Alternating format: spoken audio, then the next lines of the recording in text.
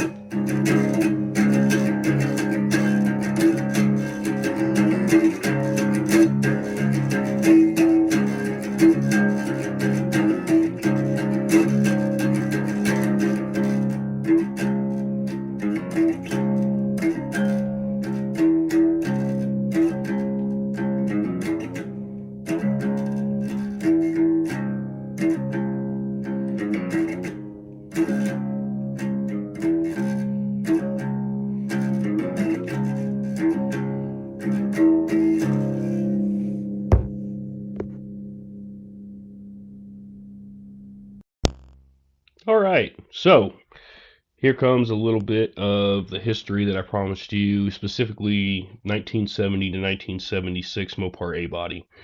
So in 1970, the Duster Coupe was added to the Valiant lineup and replaced the box top two-door sedan. Dodge did likewise for the Swinger Special hardtop. That'd be the Dart Swinger Special. Then you had a Duster 340 come out. That one, and then a 318 succeeded the T73 as a standard V8. Standard slant six displacement at that time was up to 198. Then he had, let's see here. Okay, so then in 71, Dodge got his own version of the Duster, which they named the Demon. And in turn, Plymouth got their own version of the Dart Swinger, which would become the Plymouth Valiant Scamp.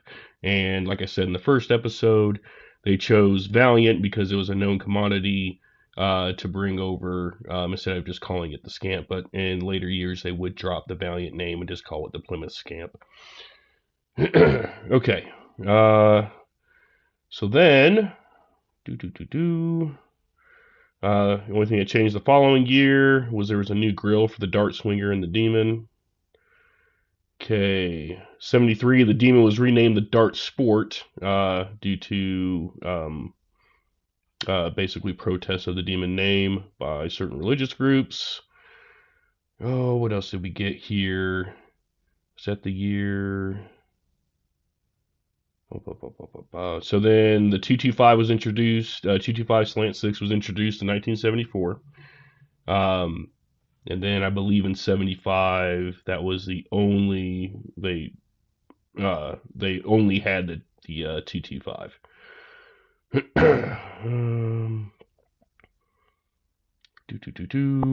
75 you had tougher emission standards, which led to catalytic converters being standard on all Slant 6 and 318s that were produced in the Mopar A-body line. There was also a 318 available with a cat delete option in all states except California. Then after that, that's basically it. And then in 76, that was the last year for most of these. After that, they just pretty much, that was the end of the real or the original muscle car era, I guess. I don't know if that's accurate to say it that way, but that's what it seems. A 76, you have the hard. Alright, everyone. This is where I'm currently at in the engine. I went ahead and I replaced all 6 spark plugs. I kept the wires, they look fairly decent. So basically, I wanted to get these spark plugs out. So when it's time to try and crank this thing over to make sure that it'll start and run, I can go back through, redrain all the fluids, put fresh stuff in there, better stuff than what I got. So basically, I just got some O'Reilly's high mileage. What did I get? 530? I think I got 530. Yeah, 530. So I replaced the oil. I just got Autolite copper spark plugs. Those are all put in down here. What else? There's a brand new battery. And then what else did I get that I'm going to put in? I ordered a new air filter. So that would be in tomorrow. They had to order it and get it sent over. There is one in the trunk, but I think I'm going to hold off on putting that in, just put a new one in. All right. Other than that, so this is a result of the engine degreaser and all that I did. See the nice corporate Chrysler blue on the headers there. It's interesting. In all the stuff I've been looking at, like other YouTube videos and things like that, this air intake is actually painted, which is weird.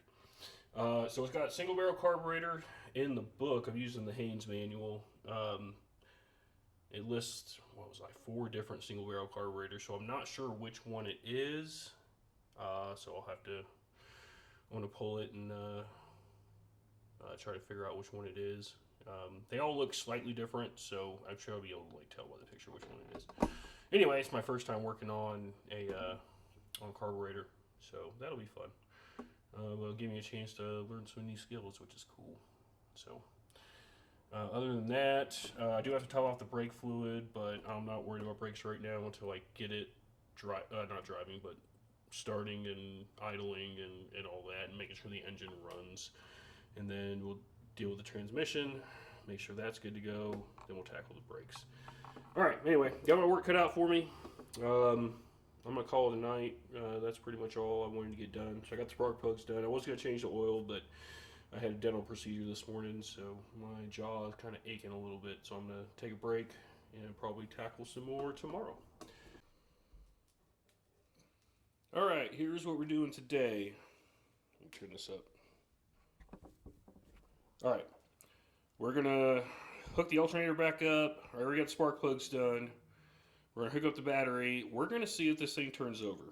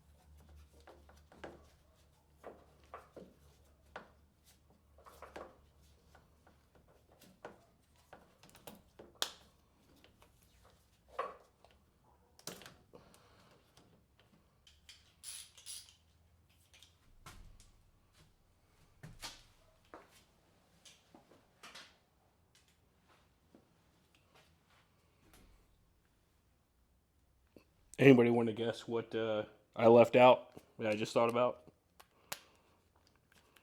I'll let you know here in a second.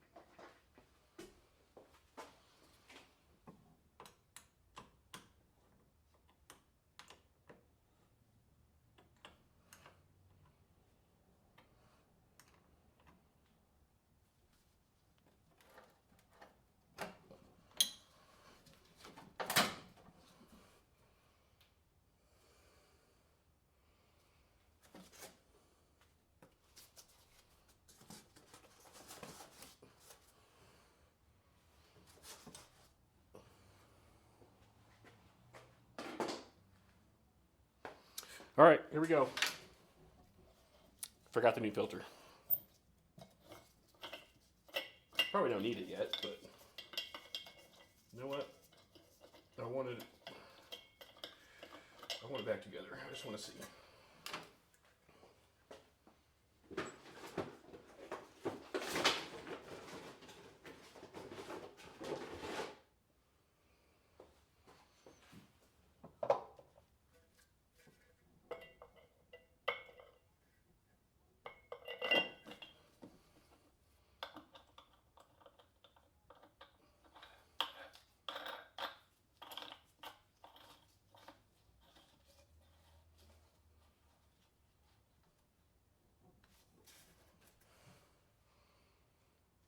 All right, let's see what we can do here.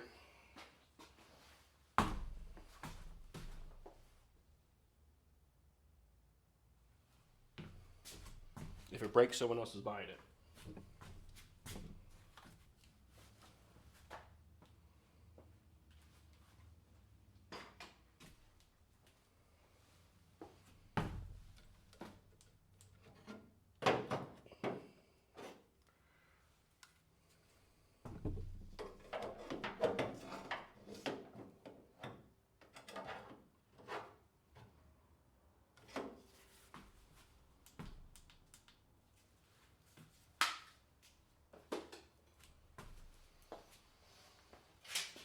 Okay, let's see what happens.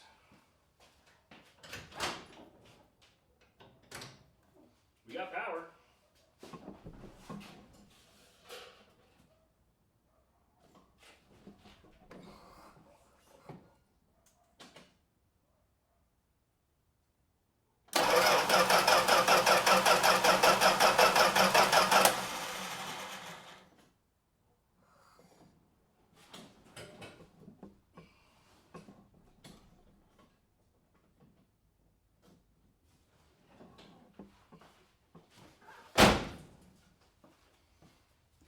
Good news, we know it turns over.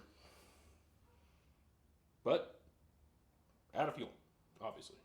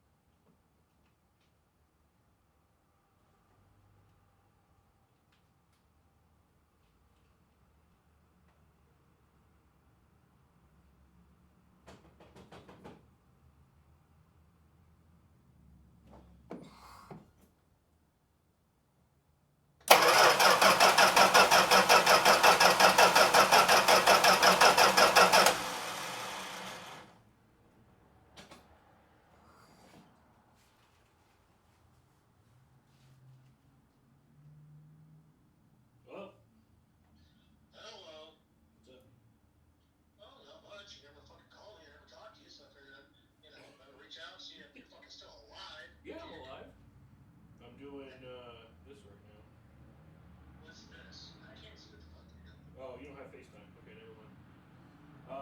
I'm sitting in the Scamp trying to get it to start. I don't think the fuel pump's working. You're charging in what? The car that I bought from Bob, the '76 Scamp. Why did you buy something from Bob? Because he didn't have the potential to do what needs to be done with it. Well, Bob doesn't have the potential to do a lot of things that need to be done, but that's beside the point. Yeah, it is. But yeah, I'm just trying to get the turnover. The engine turns, but there's no fuel getting to it right now. But it's also been sitting since 2011, so. So give it a can of fucking ether, spray a little ether, and see if it'll at least let you fire up. Yeah. Well, I've never done carburetor stuff before. I've got the ether. I just don't know how to do it. What are you doing right now? You know this shit. Come over here and help me. I was actually ready to go to the store.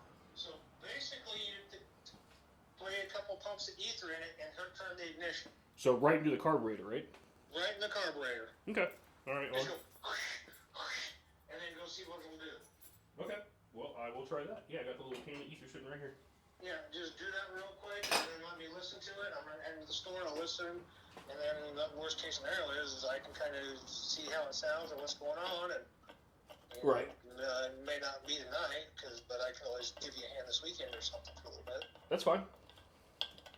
Anytime.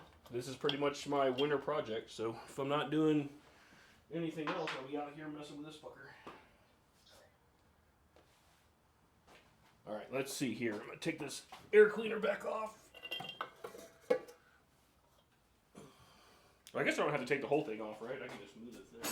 Yeah, you can just spray it in, spray it through it's better if you just spray it straight in, but you can spray it through like the opening or whatever. It'll suck it in. You'll know real quick. Alright, hold on a second. Let me get this open. There we go. Come on, where's the thing at? Alright. 1 second.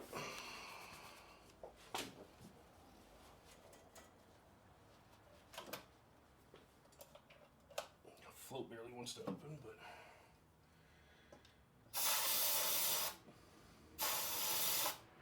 Woo! That's stanky. Alright, let's see if it'll fucking fly now. There goes nothing. That was if I start a fire, I can't see it.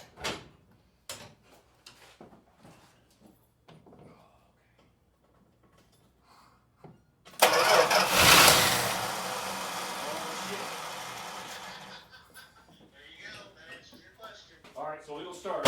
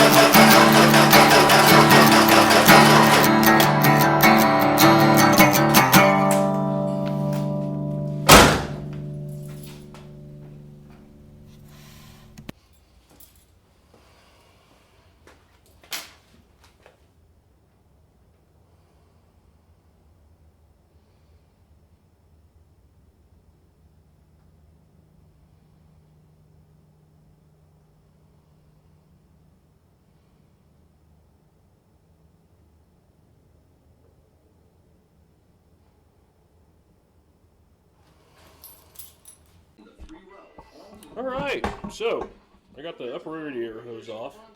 Let's see if we can get down in there a little bit. Where are we at? And there we go.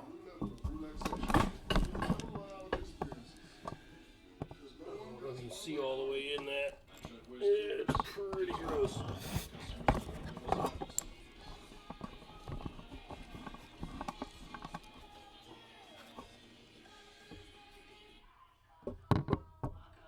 Yeah, that's all just garbage. So I'm going to take the whole housing off, make sure that gunk gets in the head there.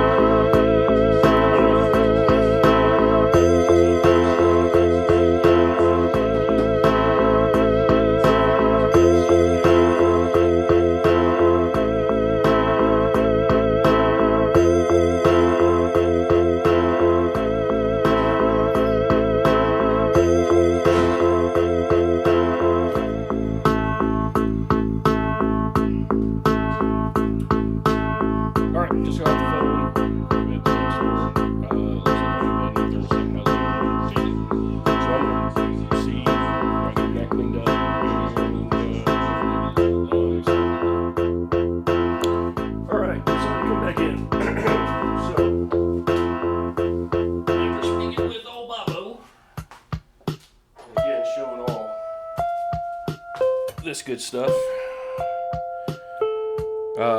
I asked him if he tried to use one of those quick fixes that you get, basically little twos that, oh, repair your radiator 5 minutes with this one product, or whatever, your whole coolant system. So anyway, he said he probably used something that was most likely a silver seal, which I think that's, I don't know who makes it. But yeah, so all this gummy stuff that's clogging up it's clogging up here.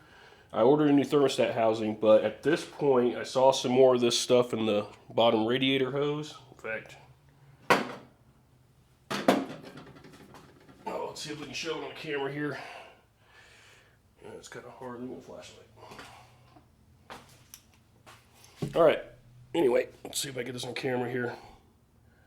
I don't know if you can see that. Oh, I'll have to look at the video. Anyway, a lot of that stuff in the lower radiator hose. So a flush is definitely in order. I might just take it a step further and just start replacing everything else, all the other coolant stuff. Oh man, that's gonna be a big bill though, because that means radiator, that means heater core, that means all the rest of these hoses. And there's a lot. Water pump. I mean, I'm definitely gonna have to pull that and see what that looks like, because the radiator hose was sitting like this. This is where all the gummy stuff is, and that was connected to the water pump. So, I don't know. I always try to steer people away from those products. If something's going on with your coolant system, it's better just to try to trace the culprit down and replace actual parts instead of just dumping some chemical that you have no idea what's in it through your system. Because, especially in this case, it's just going to cause more issues than it solves. So, there's that. I'm sure some people have had luck with them. I never have. This is the second vehicle that I've had someone use a product like that ended up ripping everything else out. I had a 96 XJ that I picked up for $1,500. And there was copper flakes when I opened the radiator tap. Which means they use the bar seal, like the copper thing you just squeeze in there, and I ended up having to rip everything out because of overheating. And it was a bear. I don't know if anyone's ever, I'm sure the people out there that have, but if anyone watching this has ever taken out a heater core from a 90s Jeep, it's not fun. You gotta drop the entire dash, drop the steering column, get back there. It took me 2 days just to do that one part. So I'm not excited about that. Hopefully this one will be a little easier. I haven't looked where the heater core is, but it's right here. This goes through the firewall. It's on the other side there. So yeah, basically I think the water pump's going to be gummed up. That may be gummed up. Although when I took the other end of this one off, you see this goes from the head here through this little canister thing and up and above to this side of the heater core port. It didn't look like it had anything in it, but just to be safe, I think I'm just going to go through and do everything. So anyway, got to work it out for me. I'm not sure how much more I'm going to do tonight. I was watching a football game, decided to turn it off because it was not going well for my team. I think when I turned it off, we were down 24-0. It was 21. It was 24-0 in the 21-0 at halftime. Held them to a field goal, and then we went 3 and out. So that's always fun. Good old. It's nice being a Kansas State fan sometimes.